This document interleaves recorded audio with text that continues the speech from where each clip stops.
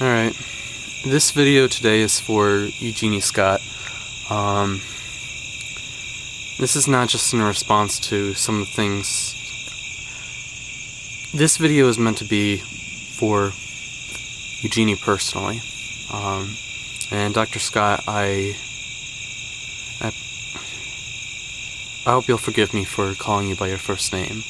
I don't like doing that with my elders. Some people that I'm very close to, that I'm personal friends with, that want me to call them by their first name, fine, but I'm not very big on calling. I don't like to call people who, especially those that I don't know, by their first name usually, if they're my elder, and because I want to have respect for them.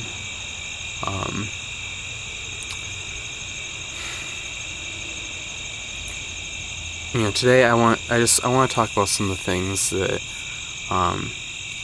for those of you who don't know, Eugenie Scott is the head of the National Center for Science Education, and what they are is they're an organization that seeks to, one of their stated goal is to keep evolution in the science classroom and keep creationism out. And,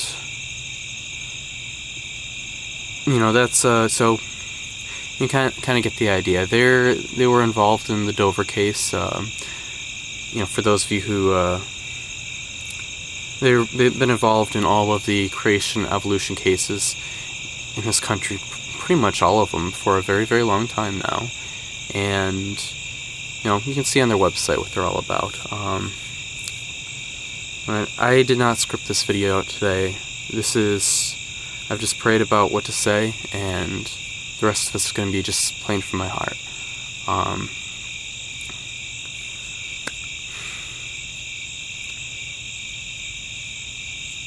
But one of the things I would like to say is that I am really praying for Eugenie Scott's salvation. I don't know what her spiritual background has been. I know today she considers herself to be a humanist, and my understanding, forgive me if I'm wrong, is that she's received several awards, such as the Humanist of the Year award, before, and she's received these several times for her work. But I want to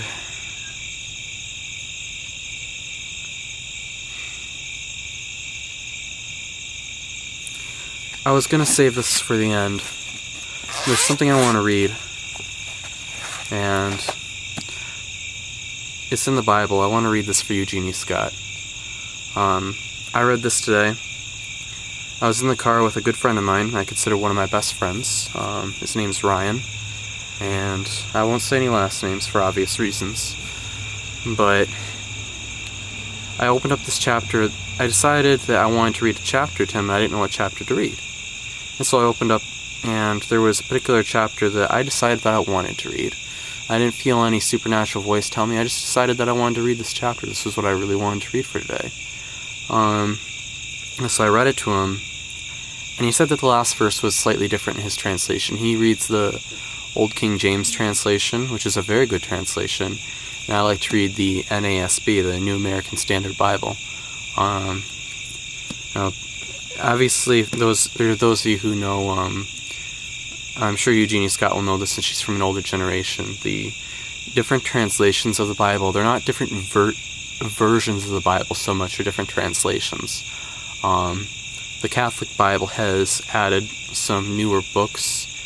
They added some books in the 1600s. I don't remember the exact date, at the Council of Trent.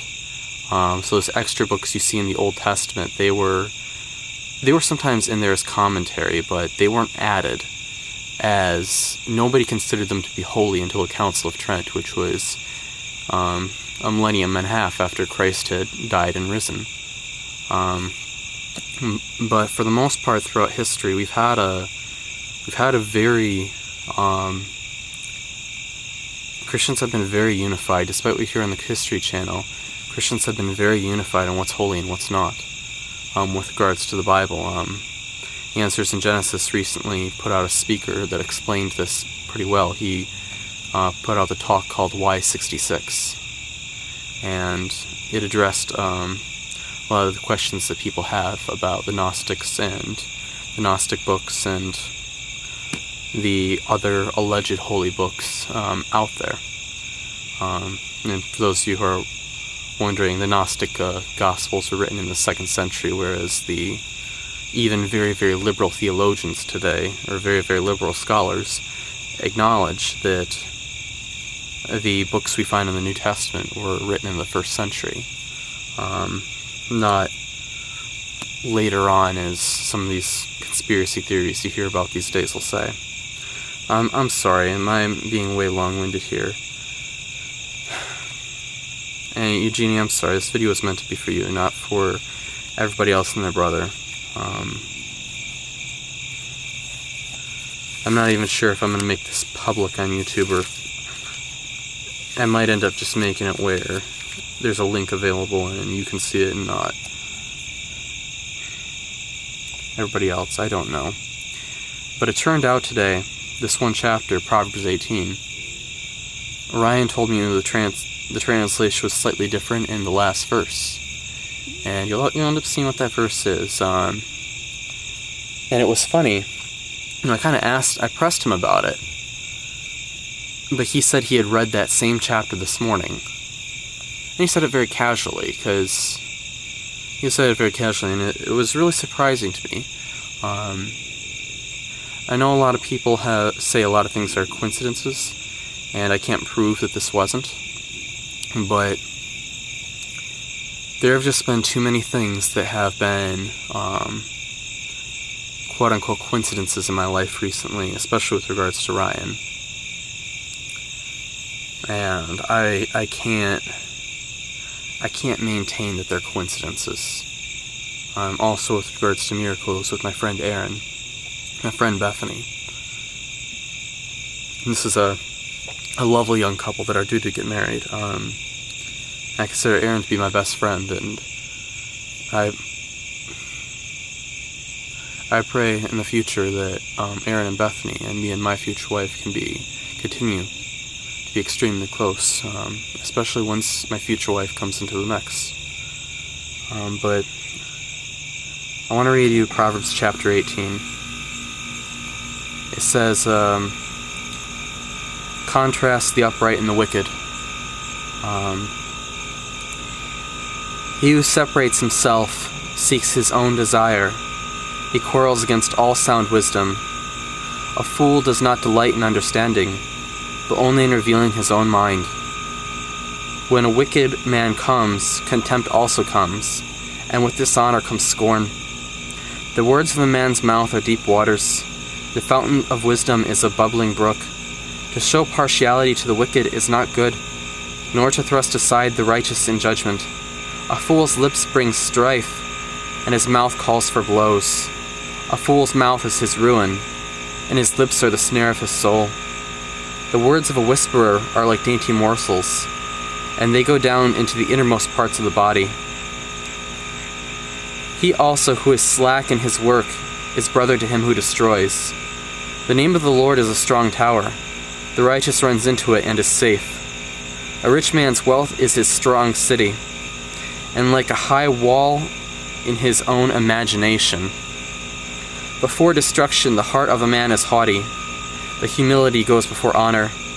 He who gives an answer before he hears, it is folly and a shame to him. The spirit of a man can endure his sickness, but as for a broken spirit, who can bear it? The mind of the prudent acquires knowledge, and the ear of the wise seeks knowledge. A man's gift makes room for him, and brings him before great men. The first to plead his case seems right, until another comes and examines him. The cast lot puts an end to strife, and decides between the mighty ones. A brother offended is harder to be won than a strong city, and contentions are like the bars of a citadel. With the fruit of a man's mouth, his stomach will be satisfied. He will be satisfied with the product of his lips. Death and life are in the power of the tongue, and those who love it will eat its fruit. He who finds a wife finds a good thing, and obtains favor from the Lord. The poor man utters supplications, but the rich man answers roughly. A man of too many friends comes to ruin, but there is a friend who sticks closer than a brother.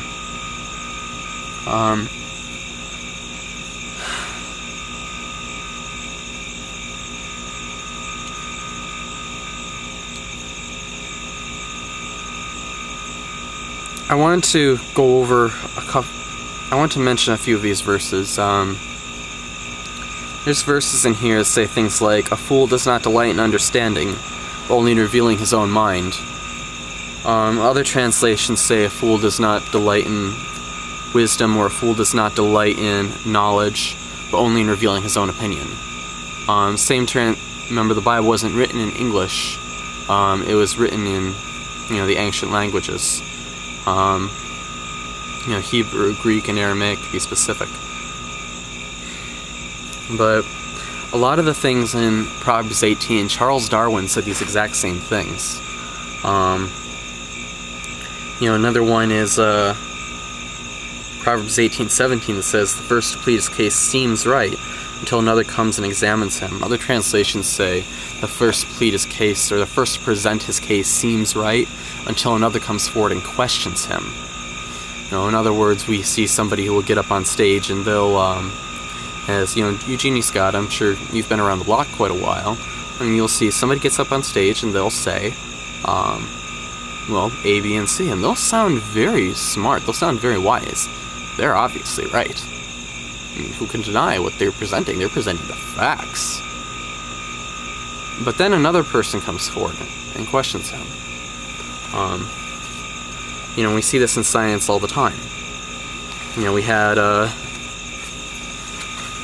not to beat a dead horse, but at the time the Roman Catholic Church is taught, there was a time when the Roman Catholic Church taught that the sun was that the earth was in the center of the universe and everything else went around it.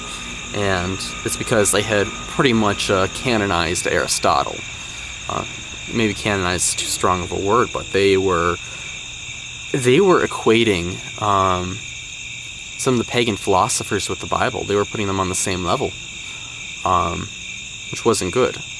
And many parts of the universe that they were proposing actually contradicted the Bible. For example, in the ancient world, they thought there were only a few thousand stars. But God spoke to Abraham, and he told Abraham, he said that the number of grains of sand on the beaches of the world are like the number of stars in the universe.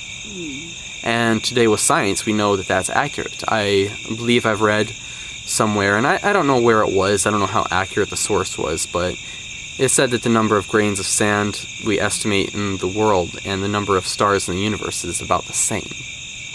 Now, whether or not they're truly, literally the same, or it's just that there's a lot of stars out there, I think is not really the point.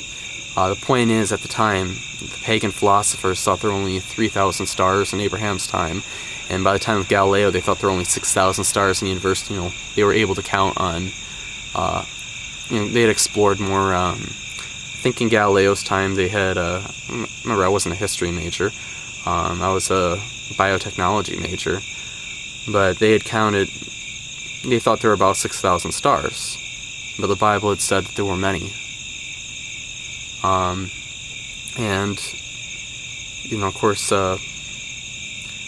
as you probably know from your studies in anthropology, ancient cultures, they would eat raw meat, but in the Bible it forbidded,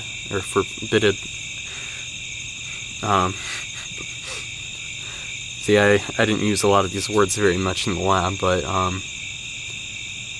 if it was forbidden to eat raw meat for the Jews. A lot of the things that you and I today would consider to be common sense they were given to the Jews. The hygiene laws, they had quarantine. If you were sick, you were to be separated from the camp. They had it where if a dead animal had touched water, the water became unclean, except if it was running water like a river. And we can understand that in the context of germ theory. These are people that, as far as we know, had no concept of germ theory. They had no concept of germs. and their neighbors, the cultures right next door, were eating raw meat. They were eating animals that they just found dead lying in the road. The Bible has a lot of scientific foreknowledge in it.